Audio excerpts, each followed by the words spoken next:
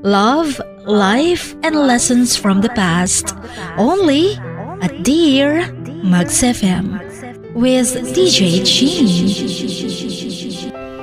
Dear Mags FM, please itago niyo na lang ako sa pangalang Mrs. Saysay. For almost 20 years ng aming pagsasama. 5 years dyan ay abuso lahat. When I say abuso, andyan yung physical abuse, verbal abuse. So 5 years of 20 years, I experienced that verbal abuse from my husband. Pagod na ako, Chin.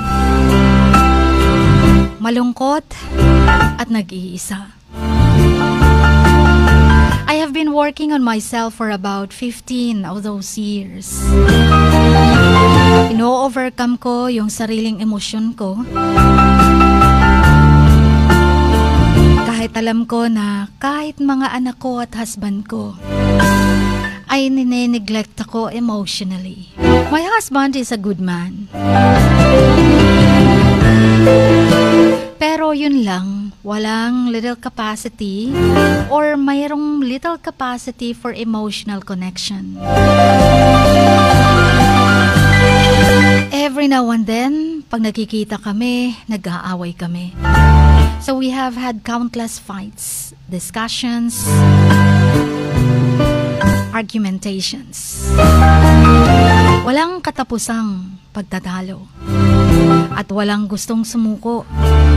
Lahat gusto pareho manalo. Ayaw magpatalo. Ayaw magbababa ng pride.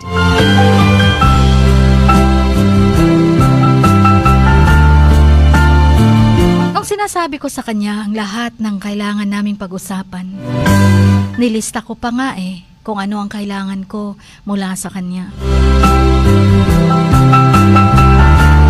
Pero ganun pa rin ang nangyari. There is no passion. Dinrag ko pa siya sa isang counseling. Naglast pa yon ng 3 months. Pero pumunta lang siya sa counseling na yun dahil I threatened him na iiwan ko siya. Iiwan ko pati mga anak ko sa kanya. Dahil pagod na ako bilang nanay at bilang asawa niya. Total, parang hindi rin naman ako nag-i-exist sa loob ng pamamahay. Natapos ang counseling na yon na napilitan lang siya. Pero wala pa rin nangyari. Parang hindi pa rin niya na-absorb kung ano ang mga napag-counsel doon. Also, he is a good provider and a sole breadwinner. Dahil ako, nanatili lang ako sa loob ng bahay. Stay-at-home mom. Sa mahabang panahon. Dahil yun ang gusto ng asawa ko. Ang sabi ko sa sarili ko, may pinag-aaralan naman ako.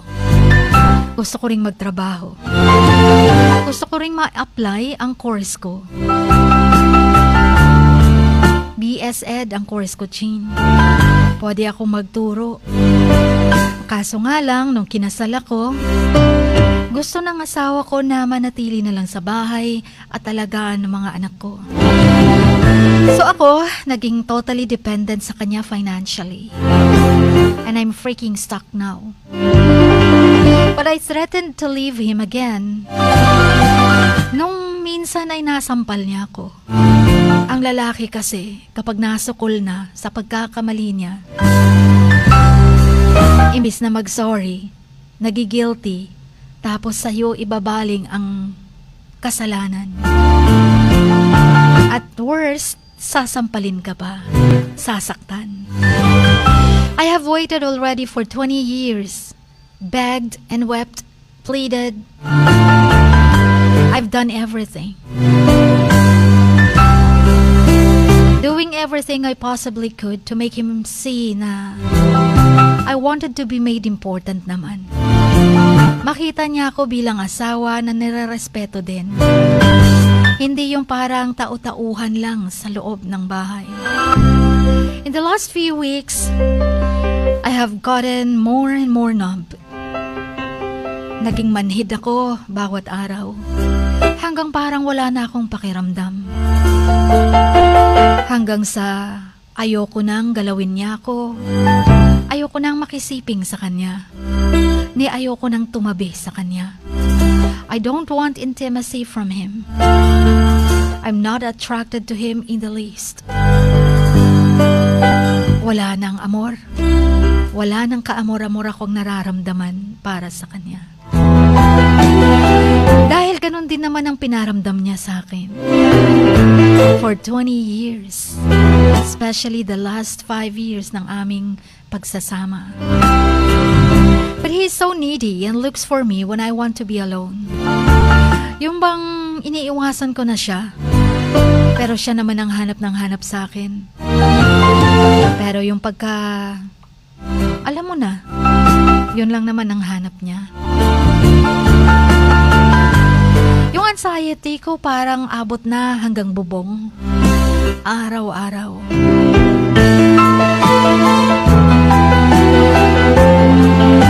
Without this knowledge, I am currently going to counseling.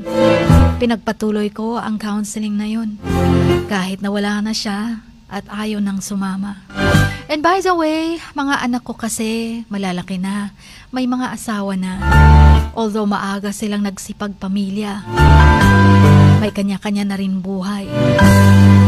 At wala na ring nakakaalala. Chin, umabot sa puntong nalaman ko, may karida pala ang aking asawa. Kaya siguro ganon, o sadyang ganon lang talaga siya from the start. How do I deal with my husband until then? Kung makikipaghiwalay ako, noon sabi ko nung maliliit pa sila, I don't want to hurt my kids because they love their dad. And he really is a good dad. Caring naman siya sa mga anak ko nung maliliit pa ang mga ito.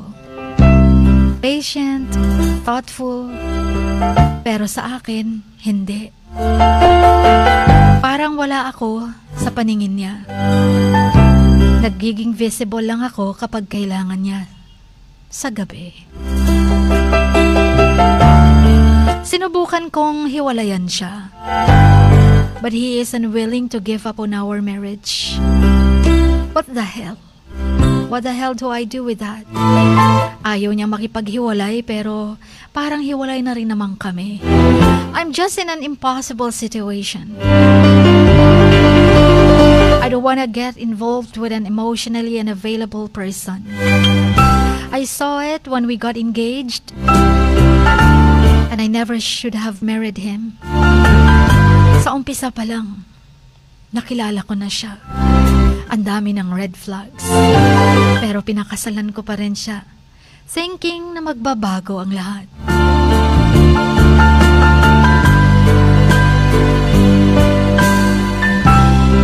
Pagdating sa akin, he is busy, pagod siya, he is tired and preoccupied. When as it turns out, he was falling out of love with me. How many times akong nagtanong sa kanya kung ano ang feeling niya about a relationship. Kung kakayanin pa ba naming ma-work out ang aming marriage. Tapos nasusurpresa siya. Tapos sa cellphone niya lang ako mag-YouTube. Parang wala lang narinig. Nagbibingi-bingihan tapos matutulog. Kapag tatanungin mo, pasigaw pagsagot. Sabi ko, sa isip ko, siguro nag-overreact lang ako sa behavior niya towards me. But what was happening is that he was surprised that I noticed na iba na siya. Ibang-iba siya from the very start. I'm not sure if he was even aware of what was happening sa aming dalawa. Pero alam mo ba, nung ika-10th year ng aming anniversary noon, in-announce niya pa sa akin, sa harap ko na he no longer loved me. At may nakita na siyang iba. Pero ayaw niyang makipaghiwalay. For the sake daw sa mga bata. Pero nang tumanda ng mga anak ko, anak namin, nararamdaman ko pa rin na wala na talagang love. Pero bakit ayaw pa rin niyang makipaghiwalay? Dahil lang ba ayaw niyang sabihin hiwalay siya sa asawa? Sometimes, may mga araw na weeks na hindi siya umuwi.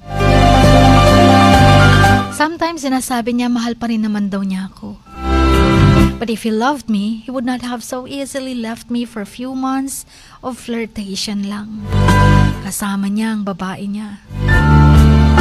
Ang isa pa doon, matanda na siya para sa isang babaeng katulad ng kerida niya. The woman was at least half of his age. Only time will tell kung hanggang saan ang kanilang relasyon. May kerida siya, pero ayaw niya akong hiwalayan. Iniipon ko ang lakas ko para maging financially stable din ako at hindi maging totally dependent sa kanya at tuluyan na siyang iwan. Yun na lang naman ang pumipigil sa akin para umalis ako sa pamamahay namin. Chin, hindi ko na alam anong gagawin ko. Do I still need to take a grip with my relationship with my husband? Kailangan ko na bang sumuko dahil napagod na ang puso ko? O kailangan ko pa ring umasa na masave pa ang aming relasyon? Not even a year has gone by yet since he has left me for that woman. Umuuwi lang pag may kailangan kunin. Parang hindi lang ako nakikita. Hindi rin kami nag-uusap. Sabi ng kapitbahay ko, nakausap ko, if you love your husband and you want to move towards a healthy relationship, just seek help daw sa counseling. Pero ginawa na namin yun. O kaya prangkahin ko daw kung prontahin ko daw why he is not willing to discuss how I feel and why. But he is still not willing. So paano ang gagawin ko? Magiging ganito na lang ba ako hanggang sa pagtanda ko? Tired, lonely, sad, exhausted. Please advise me. Hanggang dito na lamang ang inyong kamaks, Saysay.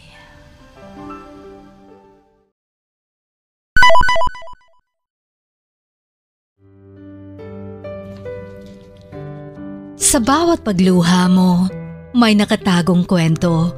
Sa bawat ngiti mo, may gustong sabihin ang puso mo. At sa likod ng iyong halakak at maging sa pagkabiko mo, may mensaheng nakabalot sa iyong pagkatao. At ang tanging nais mo lamang ay mapakinggan ang mga ito ng buong mundo.